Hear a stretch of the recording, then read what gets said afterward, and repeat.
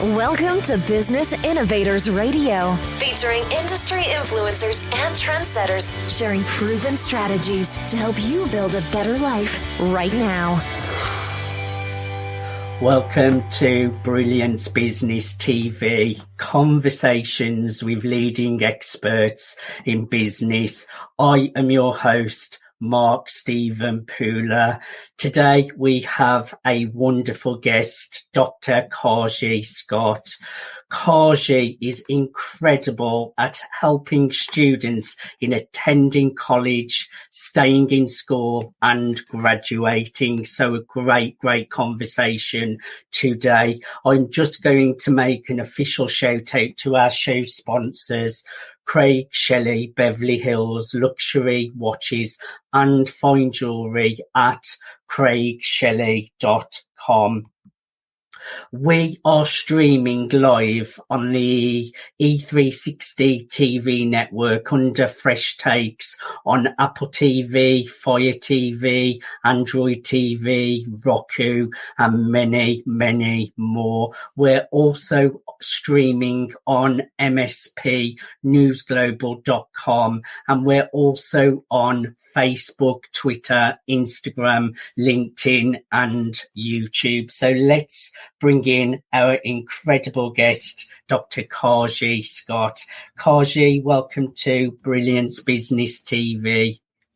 Thank you for having me, Mark. I appreciate this opportunity to share with you. Now, I know how passionate you are about helping students getting into college, attending, and all sorts of things to do with graduation as well. Could you just take us back a little bit, Carjie, of your past and background that has led you to the work that you are doing today? Yes. So back when I attended college, I began my career as a work study student at my alma mater, Christian Brothers University. And during that 4-year experience, I continued to progress in the admissions department, starting off as a work study student, and then later becoming a senior intern in the department. So I led tours and I hosted students in my dorm and everything that it took to recruit students. After serving at Christian Brothers, I landed opportunities at several trade schools like ITT Tech and DeVry Institute, schools that are considered for-profit institutions, but worthy schools because they help students with getting their trade. Then I worked at graduate schools and traditional schools like Vanderbilt University, and I currently work at Tennessee State University as the Director of Admissions and Recruitment. So I have worked over a decade and a half with every student imaginable, from young adults to working adults to HBCU students and highly ranked students as well. And I decided to start Education Equalizers because I noticed the gaps that universities faced, issues, whereas they were trying to recruit more minority, or what I like to call historically excluded students, particularly Black students, issues such as after they recruited them, those students feeling like they belong. And if you don't belong or feel like you belong, then you drop from school. So I noticed that there were issues with retention. And then I also noticed that the faculty and staff at some schools just didn't reflect the student body that they were serving. You know, times have changed, and now colleges are enrolling more students, no matter their socioeconomic background, their gender, or their skin tone. And so I noticed that the leadership at those schools didn't reflect the student body, and that was also hurting outcomes of students, which ultimately hurts the outcomes of the institution. So in a nutshell, that's my backdrop, my backstory on a professional level, and why I started the business. And I agree with you totally, Dr. Carjie, that it's so important to feel like you belong at schools, universities, colleges. I myself was heavily bullied through my school years, so I know how hard it is when you don't feel like you belong at school. So it's really great work that you're doing. That must give you so much satisfaction. It does, especially when I can make a difference. But I don't feel satisfied when I'm not able to make a difference, when I just can't crack the code as to why things aren't moving in the direction that I want them to move. So that's why I'm using this time to do research towards my Education Equalizer's opportunity or business, so that I can really meet the needs of students who I can't meet in my current role. I started the business in between working at Vanderbilt University and now Tennessee State. I had a gap in employment for a few months, and I just wasn't sure, Mark, what I was going to do. I wasn't sure if I was going to return back to full-time working at a college or if I was going to go full-fledged with being a consultant. But I'm so glad that I answered the call to work at Tennessee State, because I didn't have the HBCU experience yet. I thought, Mark, that when I got to an HBCU, that everybody felt like they belonged because it's a historically Black school and it's mainly Black students. And that is the case. However, HBCUs are also looking for diversity. I was speaking with a friend about this, and she was just shocked. She's like, what do you mean? That is diversity. No, it's not. Diversity reflects what is not represented currently in your student body. So yes, HBCUs are looking for students who don't currently fit their mode as well. So they may be looking for international students. They may be looking for Hispanic students. They may be looking for students with a certain GPA or test score. And so when you get this new segment of students, how are you going to address their needs? How are you going to ensure that they belong as well? So every school, HBCU, predominantly white institution, trade school, they're all trying to create a familial atmosphere. They're all trying to not only attract great students, but retain them and help them become gainfully employed. I just think it's so important, Carjie. We have seen a lot of media coverage over the last year and a half with racism problems and a lot of negativity. So diversity now, and especially for students and the younger generation, can only be a good thing, because the children are the future, and more diversity is surely going to create more open-mindedness and more togetherness. Would you agree with me? Absolutely, Mark. We are so much more stronger together. And I shared my professional reasons why I started this, but let me dive into my personal reasons. So my mother is African American with Mississippi roots. I was born and raised on the south side of Chicago. My father is from Manila, Philippines, but his mother was Chinese. So I am, I guess, Chinese, Filipino, and African American. Right. And as a result of that, I grew up with every race imaginable at the dinner table, or especially I love to recall Christmas, because at Christmas we had greens, collard greens, we had Popeye's chicken, we had lumpia, Filipino egg rolls. I mean, it was just a great opportunity to explore culture and just value each other, no matter what gender we were. And what our skin color was. And so growing up, I thought that life was like that for everyone. I didn't realize that it is a part of your identity to disclose what your race is or what your gender is, or even who you love. And so I realized that it was important that I used my lived experience, my background, my upbringing to bring people together and to show them that we have so much more in common that we do differently. And that just because you see someone with a certain gender or skin color doing well doesn't hamper your opportunity to do well. Like, we are so much better when we lift each other up and help each other. And I feel that education is the great equalizer. My college education saved my life. My mom and dad, Mark, they met in a GED class. Here in the States, back in the 1980s, students got a GED in lieu of a high school diploma. So I'm the first in my family to get a college degree and a high school diploma. So I know, the positive outcome of obtaining a college degree firsthand. I'm a first-time homeowner. I'm married with 2 children. I mean, my college experience saved my life. And I want to give that to other students. I just think it's so important, the work that you're doing, and also the words that you just said are so important, that we all have so much more in common than we do in differences. And that's just true togetherness. We're all one on one planet. And when you see differences, that's not the way to be. We are all the same. We have so many things in common, and at the root we are all the same. So I really admire the work you're doing, Dr. Carjie. Can you just share a little bit about your business, how you serve your students, clients, and tell us a little bit about Education Equalizers as well?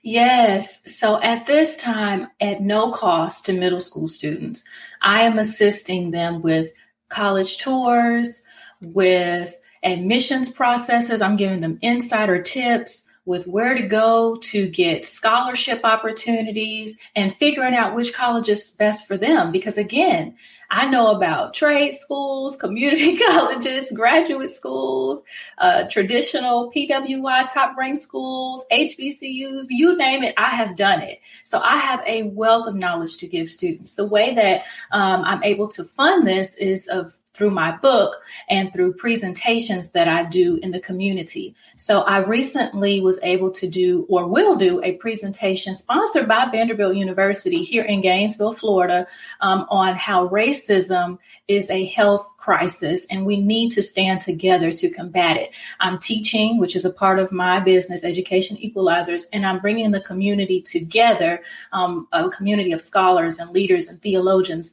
And that's how I fund the work that I do for students at no cost.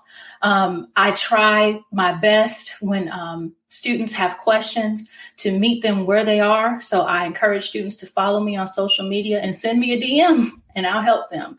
And then businesses have seen the work that I'm doing. So they contact me to host programming, curate programming of belongingness, so that we can figure out who are the people interested in continuing this work. I sort of create disciples across the country to help this work flourish in the boardroom, in schools, you name it. That's where I try to be, I aim to be. It's so important, Dr. Carjie. I myself speak in schools around bullying, drug awareness, sexuality, mental health, body image issues. And it's just so rewarding when you know you can really be making a difference to a child or a younger person's life, so that they don't have to go through some of the troubles that I went through when I was younger. I just see great things for you because I think it's such an important message and education that you're putting out there. It's really important, and diversity. You would think this day and age, it shouldn't be a big issue, but there is still so much more we can do for inclusion, diversity. It's just so important. So I really admire you. We're just going to a commercial break, Dr. Carjie, so stay where you are. Thank you everyone for joining us for part 1 of Brilliance Business TV. We are joined with Dr. Carjamin Scott. Dr. Carjie helps students in attending college, staying in school and graduating. Stay with us for part 2.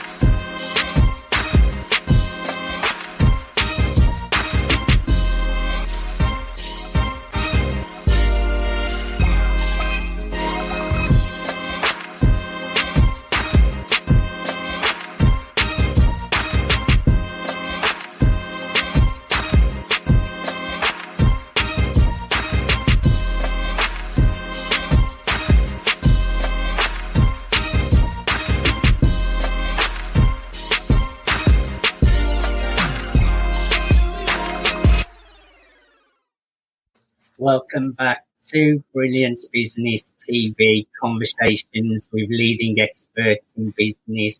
We're here with Dr. Carjamin Scott. What an amazing conversation so far. We have talked all about the importance of diversity, which is such a big issue. And I want to ask you, Dr. Carjie, what are some of the common problems that students have in attending college? I never wanted to go to school, and I had the worst attendance in school, and that was no exaggeration. I did have the worst attendance, so I do know it can be a problem. Yeah, so I would say the number one issue is access. There are students who want to attend college, but they don't feel that they have access to it, be it financial access to it for location, able to get to it, or just the mental capacity to succeed. There are some students who feel that college just isn't for them because they didn't do well the years prior. And so I specialize with helping Black students. I am a woman, that's the gender I was born in, and I was also born African American. And so I have seen African American students deal with the issues that are associated with attending college. I've seen them feel as though it's hard for them to get accepted. I've seen students who have gotten accepted later drop out due to a number of different reasons. And then I've seen some graduate and not actually get the return on their investment that they should have received due to just lack of education on what they should do after they get their degree. You know, in 2021, it was reported by the Bureau of Labor Statistics that 11.6% of Black or African Americans had the highest unemployment rate of any ethnicity here in the United States. And another fact is, and I have to mention this one because my husband is a soon-to-be periodontist. He's a dentist. But 80% of all Black doctors and dentists attended two schools, Meharry Medical College and Howard University. So there are so many issues that Black students face at a higher rate than any other ethnicity. And so that is another guiding light as to why I exist in this business. I created this business and why I particularly want to help what I like to call historically excluded students. In universities, they say the term of underrepresented minorities or URMs, but I specifically like to call them historically excluded because not only have they been excluded from the college process, but they've been excluded from quality healthcare, quality business, quality of life. The list goes on, and it's a fact, and it's something that people don't want to talk about, but it must be discussed and addressed so that we can resolve that. Because again, like we talked about in the first part of our segment, if one group of people is not able to have the same level of attainment, then we all suffer. We all suffer. So someone has to do something about it. So we have discussed attending college, which that's just one part of it. The next part is getting students or children or young adults, we should say, getting them to stay there. So tell us how you help students in staying in schools. Yes. So there's a lot of intersectionality that occurs.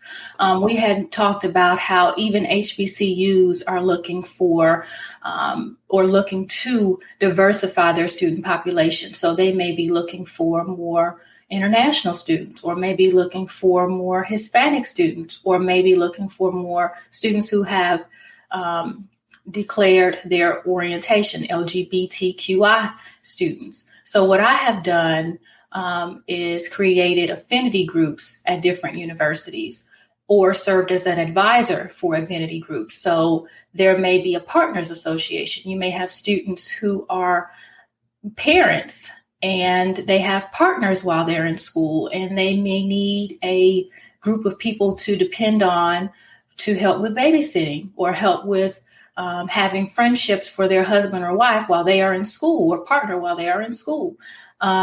It's just important to create affinity groups and belongingness initiatives at the onset, not after your first semester and you have all Fs, but at the very beginning, letting students know what resources are available to them depending on their subgroup, and trying to find ways for these subgroups to intersect, because you could be Black and LGBT, you could be Hispanic and a partner. So these are, at the onset, you can create the groups, but then you want them to intersect so that you can create community. That's the short answer. How do you retain students? Is you create real communities, and you sponsor those communities, and you support those communities, and you listen to them and have critical conversations when they say, hey, we're all parents and you keep having classes at 8 a.m. I have to drop my kid off at 8 a.m. Can we please move this class to 8:30? Little things like that can retain your student body and increase your graduation rate, increase your placement rate, and help you as an institution and your school and your students. And community, that's the key word there. Even as entrepreneurs, community, a sense of belonging is so important. So that is the key point there, community. You also help your students after they have graduated as well. So tell us a little bit about that, Dr. Carjie. Yeah, so I have a vast network of entrepreneurs who have their own business. I am actually going to be at the Billiken Parade in Chicago, Illinois. It's the largest African-American parade in the country, and I was sponsored by a number of businesses. One business is Innate Success Consulting Firm, and it's led by Dr. Shamika Gibson, and she helps people with starting their own business. I also had an organization called HBCU Hub to sponsor me. They gave me a questionnaire, and students can complete the questionnaire to determine which school is best for them. And depending on that school, their career services department would help them with finding employment after graduation. I have he is my family member. He owns All World Project Management. He hires students to become project managers and engineers at his company. So I have a vast network of places where students can thrive after college and during college. So I like to help students with getting internships while they're in school, because oftentimes if you can do well in your internship, you can sell yourself and land a full-time gig before you even graduate. And oftentimes our students just are not even aware of that. They're just trying to pass that class and graduate, but they're not thinking of long-term, which is why I like to offer my services at no cost to students starting in middle school, so that they know exactly what to expect from the college, and they pick the college instead of the college picking them. So could you share a few tips around the college admissions process? Yes. So I have several. One tip that is very relevant for today is we are navigating a pandemic. It's the entire world is navigating a pandemic. It's actually in the definition of a pandemic. It's a worldwide disease. So I would suggest that even if your college does not require your ACT or SAT, which students hate that I tell them this, I tell them to still take it. And the reason why is because there are a number of scholarships that existed before the pandemic happened. And in their paperwork, their agreement, it said that students had to have a certain ACT score. So this isn't just because you're doing class on Zoom and you're hanging up your computer and rolling over in your bed, doesn't mean that you shouldn't continue studying and getting ready for that ACT. So I would say take all of the entrance exams that are required. Same for students who are going to law school, taking the LSAT, even if the college does not require the LSAT, take it. Same for MBA, take your GRE, GMAT. For all programs, take your entrance exams. I would also say apply for scholarships often and early, and don't just rely on the scholarships of the school. So you can use fastweb.com, Scholarship America. Sometimes if you're a legacy student, meaning your family member graduated from a school, there may be scholarships just because your you are the child of an alum graduate.